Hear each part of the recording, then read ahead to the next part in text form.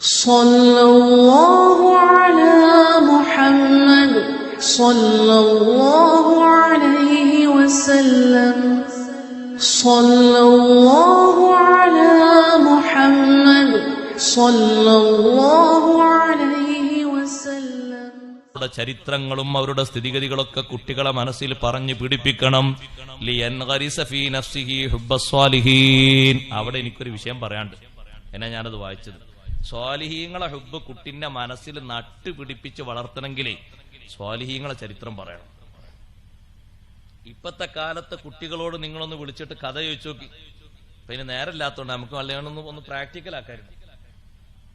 5-6 വയസ്സുള്ള കുട്ടി വായിച്ച കേട്ട കഥകളൊന്ന് പറയാൻ വേണ്ടി ഒരു മൈക്ക് കൊടുത്തു നോക്കി. ഏത് കഥയെ കുട്ടി പറയാം? പഴയ കാലത്തെ ഉമ്മമാരൊരു കുട്ടിക്ക് ഭക്ഷണം കൊടുക്കുകയാണെങ്കിൽ ആ ഭക്ഷണം കഴിക്കാനുള്ള കുട്ടി 4 വയസ്സ് 5 വയസ്സായ കുട്ടിന്ന് കുട്ടികളെ 3 വയസ്സായ കുട്ടിന്ന് കുട്ടികൾ ആ കുട്ടി ഭക്ഷണം കഴിക്കാതെ മടുപ്പ് കാണിക്കുകയാണെങ്കിൽ ഉമ്മ അങ്ങോട്ട് മടിയിലേക്ക് ഇരുത്തിയിട്ട്, മോനെ ഹലീമ ബീവി റളിയല്ലാഹു അൻഹാ മുത്തുനബിതങ്ങളായിട്ട് ഇങ്ങനെ ഒരു 3-ാം വയസ്സിലേക്ക് ഇങ്ങനെ പ്രവേശിച്ച ആ ഒരു ഘട്ടത്തിൽ ആ ത്വായിഫിൽ നിന്ന് ഇങ്ങനെ മക്കയിലേക്ക് ഇങ്ങനെ വരുമ്പോ ഒരു ഭാഗത്ത് നിർത്തിയിട്ട് ഹലീമ ബീവി റളിയല്ലാഹു അൻഹ ആവശ്യം നിർവഹിക്കാൻ വേണ്ടി ഒരു ഭാഗത്തേക്ക് പോയി തിരിച്ചു വരുമ്പോ മുത്തുനബിതങ്ങളെ കാണാതായി. ബീവി ആകെ ബേജാറായി. ഒരു ചരിത്രം ഇങ്ങനെ പറഞ്ഞ് ഏകദേശം എന്റെ പകുതി എത്തുമ്പോഴേക്ക് ഭക്ഷണം കഴിച്ചു കഴിഞ്ഞിട്ടുണ്ടാവും. അപ്പൊ നല്ല ഒരു സ്ഥലത്ത് ആ ചരിത്രം പൂർത്തിയാക്കാതെ അങ്ങോട്ട് വഖഫാക്കിയിട്ട് ബാക്കി നമുക്ക് രാത്രി പറയാം. രാത്രി ഉമ്മാന്റെ നിസ്കാരവും ഔറാദും കാര്യങ്ങളൊക്കെ കഴിഞ്ഞാൽ കുട്ടി റെഡിയാ ഭക്ഷണം കഴിക്കാൻ.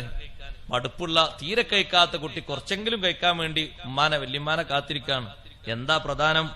ഈ ഖിസ്സ, ഈ ചരിത്രത്തിന്റെ ബാക്കിയൂടി കേൾക്കണം. അത് അങ്ങോട്ട് കേട്ടാ മനസ്സിലേക്ക് നന്നായിട്ടത് പകർത്തുകയാണ്. അത് എത്ര വയസ്സായി കഴിഞ്ഞാലും ചോദിച്ചാ പറയാൻ കിട്ടും. അങ്ങനെയെന്ന് സ്വാലിഹീങ്ങളെ മഹബത്ത് നല്ല ഹിക്കായത്തുകൾ വിവരിച്ചുകൊണ്ട് കുട്ടികളെ മനസ്സിൽ നട്ടു വളർത്തിയിരുന്നത്. ഇപ്പൊ കേൾക്കുന്ന ഓരോ കേൾവിയും ഓരോ ചരിത്രങ്ങളും ഓരോ വശങ്ങളും അതുകൊണ്ടുണ്ടായിത്തീരുന്നത് വേറെ ചില മോഡലുകളാണ്. ഗസാലി ഇമാം റളിയല്ലാഹു അൻഹു പറഞ്ഞു, വയുഹ്ഫള, കുട്ടിയെ സൂക്ഷിക്കണം, മിനൽ അശ്ആരില്ലതി ഫീഹാ ദിക്റുൽ ഇശ്ഖി വഅഹ്ലി, പ്രേമവും അതുമായി ബന്ധപ്പെട്ട ഗാനങ്ങൾ കേൾക്കുന്നതിൽ നിന്ന് കുട്ടിയെ സൂക്ഷിക്കണം. പ്രണയഗാനങ്ങൾ കുട്ടിയെ കേൾപ്പിക്കരുത്. പ്രേമവാസനയുള്ള വർത്തമാനങ്ങൾ, നോവലുകൾ ഒന്നും കുട്ടിയെ കേൾപ്പിക്കരുത്. അത് കുട്ടിയെ മനസ്സിലേക്ക് കൊണ്ടുപോകരുത്. വയുഹ്ഫള മിൻ മുഖാലതത്തിൽ ഉദബാഇ അല്ലദീന യസ്ഉമൂന അന്ന ദാലിക മിനൽ ളർഫി വരിഖത്തി ത്വബഅ. ഇത് നല്ലതാണ് എന്ന് വാദിക്കുന്ന ചില ആളുകളുണ്ട്. അവരോട് കൂടിക്കലരുന്നതിൽ നിന്ന് കുട്ടിയെ കാത്തു സൂക്ഷിക്കണം.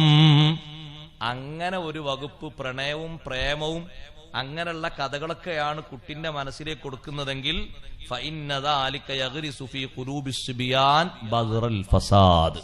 കുട്ടിന്റെ മനസ്സിൽ അത് നട്ടു വളർത്തി പിടിപ്പിക്കുന്നത് നാശത്തിന്റെ വിത്താണ്. അതാണ് പിന്നെ ഇന്ന് വരിക. അങ്ങനെ ആകുന്ന കുട്ടി പിന്നെ 4-ാം ക്ലാസ്സിൽ തന്നെ തന്റെ കാമുകനായിട്ട് ഒരാളെ കിട്ടുമോ നോക്കും, കാമുകിയായിട്ട് ഒരാളെ കിട്ടുമോ നോക്കും. ആ കുട്ടി ഇതല്ലേ കേട്ടുവന്നത്, ആ കുട്ടി ഇതല്ലേ പഠിച്ചു വന്ന്. പിന്നെ അതങ്ങനെ പതിവാക്കാൻ തുടങ്ങി. പിന്നെ ആ മോഡലിലേക്കായിരിക്കും ബാക്കിയുള്ള സമയത്തൊക്കെ ഒരു മോഡലായിട്ട് ജീവിതം വളർത്തിക്കൊണ്ടുപോവുക. അള്ളാഹു കാത്തിരക്ഷിക്കട്ടെ. ഈ ആയത്ത് വിശദീകരിച്ചുകൊണ്ട് ഗസാലി ഇമാം റളിയല്ലാഹു അൻഹു പറയാണ്, പഠിച്ച് പള്ളിക്കൂടത്തിലൊക്കെ പോയി പഠിച്ച് വളർന്നു വരുന്ന കുട്ടി പഠനത്തിന്റെ ഇടയിൽ കുട്ടിയിൽ നിന്ന് നല്ല സ്വഭാവം കണ്ടാൽ, സ്തുത്യർഹമായ പ്രവർത്തനങ്ങൾ കണ്ടാൽ ആ കുട്ടിക്ക് ഗിഫ്റ്റ് വാങ്ങിക്കൊടുക്കണം. കണ്ടോ, ഗസാലി ഇമാം തങ്ങൾ പറയുന്നുണ്ട്, കുട്ടിയെ ആദരിക്കണം, കുട്ടിക്ക് സന്തോഷിപ്പിക്കണം, ആ കുട്ടിയെ പ്രശംസിക്കണം, ജനങ്ങൾക്കിടയിൽ വെച്ച് കുട്ടിയെ മധു പറയണം. നല്ല കുട്ടിയാണ്, എന്റെ മോനാത്, എന്റെ പേരക്കുട്ടിയാണ്, പഠിക്കാനൊക്കെ നല്ല മിടുക്കുള്ള ആളാണ്, ഷാറാണ് എന്ന് പറഞ്ഞ ആ കുട്ടിയെ മധു ചെയ്ത് പ്രശംസിപ്പിക്കണം, ആ കുട്ടിക്ക് ദ്വാരക്കണം. എപ്പോഴെങ്കിലും ഈ കുട്ടിയിൽ നിന്ന് മുസാലിമാമ നിങ്ങൾ എപ്പോഴെങ്കിലും ഈ കുട്ടിയിൽ നിന്ന് എന്തെങ്കിലും ചെറിയ ന്യൂനതകളോ മറ്റോ കണ്ടാൽ അത് എടുത്തു പറഞ്ഞിട്ട് ആ കുട്ടിയുടെ വീര്യം കെടുത്തരുത്. ഒരു വട്ടം കണ്ടു, ഒരു വട്ടം ബാപ്പ കാണാണ് ഒരു കുട്ടിയിൽ നിന്ന് അശ്രദ്ധമായൊരവസ്ഥ കാണാണ്, ആ കുട്ടിയോട് സാരല്ല ഉണ്ടാകരുതെന്ന് സ്വകാര്യമായിട്ട് ഉപദേശിക്കണം, അത് പരസ്യപ്പെടുത്തരുത്. ഉദാഹരണം ഞാൻ പറഞ്ഞാൽ അപ്പൊ പെട്ടെന്ന് മനസ്സിലാവും. നിങ്ങൾ സദസ്സിലുള്ളവരാരും വിഷമിക്കരുത് കേട്ടോ. ഉദാഹരണം പറയുമ്പോ നിങ്ങൾ പുറത്തുള്ള ആളെ കുട്ടിയാൽ മതി, ഇവിടെയുള്ള ആരും അല്ലാതെ കുട്ടിയാൽ മതി. ഒരു ബാപ്പ നല്ല വലിയ ഒരു ധാരം കുട്ടികൾ. അപ്പൊ ഒരു കുറ്റി കിട്ടിയപ്പോ 1ാം ക്ലാസ്സിലെ കുട്ടിയും ബാപ്പ എങ്ങനെ വലിച്ചിട്ട് മൂക്കിലൂടെ ഒക്കെ പുക പോകണത് നോക്കാൻ വേണ്ടിട്ട് കുട്ടി ഒന്നിങ്ങനെ നോക്കി. അപ്പൊ വാപ്പത് കണ്ട്, പഠിച്ചോനെ ഇപ്പൊ 1ാം ക്ലാസ്സിൽ എത്തിയിട്ടുള്ളൂ, ഇവര് ഇപ്പൊ തന്നെ ഇത് ഇങ്ങനെ കുറ്റിയെടുത്ത് അങ്ങനെ തുടങ്ങിയാൽ എന്തടാന്നൊക്കെ ചോദിച്ച് ഇത് ഒന്നായിട്ട് പറഞ്ഞ് ആണ്ട് പിന്നെ ഉള്ളാക്കിട്ട് ആൾക്കാരുടെ ഇടയിൽ, കുടുംബക്കാരുടെ ഇടയിൽ, പെണ്ണുങ്ങളൊക്കെ അറിഞ്ഞ് അവിടെ കറിഞ്ഞ് ഇവിടെ കറിഞ്ഞ് ഒന്നായിട്ട് ഒച്ചപ്പാടുണ്ടാക്കരുത്. കുട്ടിയോട് പറഞ്ഞു, മോനെ ഇത് കുട്ടി വാപ്പാനെ കണ്ടപ്പോഴേക്കും ആ കുറ്റി വലിച്ചെറിഞ്ഞു. അപ്പൊ കുട്ടിയോട്, മോനെ ഞാൻ തന്നെ തുടങ്ങിയിട്ട് നിർത്താൻ കുറേ പാടുപെട്ട്, നിർത്തി നോക്കും പിന്നെ ഇങ്ങനെ മണം കിട്ടുമ്പോ പിന്നെ ഇങ്ങനെ വരിക, അതുകൊണ്ട് എന്റെ അത് തുടങ്ങണ്ട. ഇല്ല വാപ്പ ഞാനത് വെറുതെ ഇങ്ങനെ കുറ്റി കണ്ടപ്പോ സാർ അത് തുടങ്ങണ്ട, ഞാൻ ശീലിക്കണ്ട, അതൊരു ദുസ്വഭാവമാണ്, ഞാൻ നിർത്താൻ വേണ്ടി നോക്കുക. അതവിടെ പറഞ്ഞു വിടണം.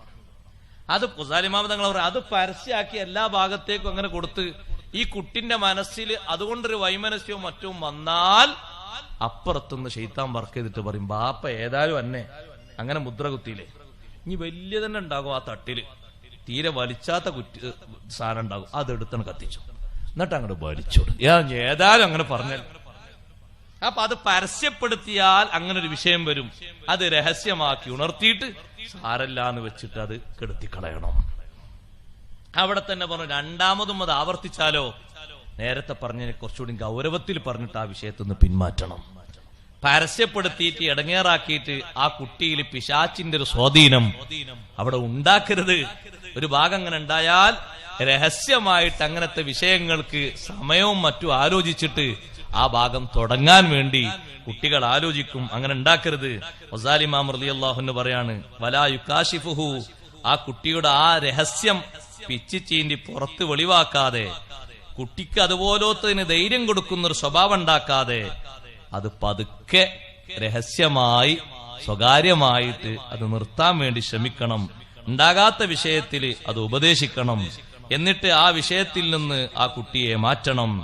എന്തെങ്കിലും ഒരു സംഗതി ഉണ്ടായാൽ, ഒരു പ്രാവശ്യം ഉണ്ടായാൽ അത് പിന്നെയും ആക്ഷേപിച്ചിട്ട് എപ്പോഴും അത് പറഞ്ഞിട്ട് എതിർക്കുന്ന ഒരു സ്വഭാവം ഉണ്ടാകരുത്. രാവിലെ ഒരു അനുസരണക്കേടുണ്ടായതിന് നമ്മൾ ഒരു വട്ടം പറഞ്ഞു, ആ കുട്ടി സ്കൂളിൽ പോയി വന്നപ്പോ പിന്നെ ആ രാവിലെ തന്നെ പറഞ്ഞു, വൈകുന്നേരം ബാപ്പ പള്ളിയിൽ നിന്ന് വന്നപ്പോ പിന്നെ അതന്നെ പറഞ്ഞു, രാത്രി പിന്നെ അതന്നെ പറഞ്ഞു.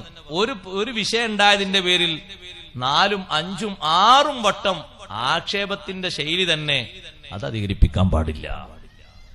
അത് അതവിനെതിരാണ്. അങ്ങനെ ആകുമ്പോ ഒരു മടുപ്പ്, ഒരു വെറുപ്പ്, നമ്മളിൽ നിന്ന് ഒരു അകൽച്ച ഒക്കെ ഉണ്ടായിത്തീരും.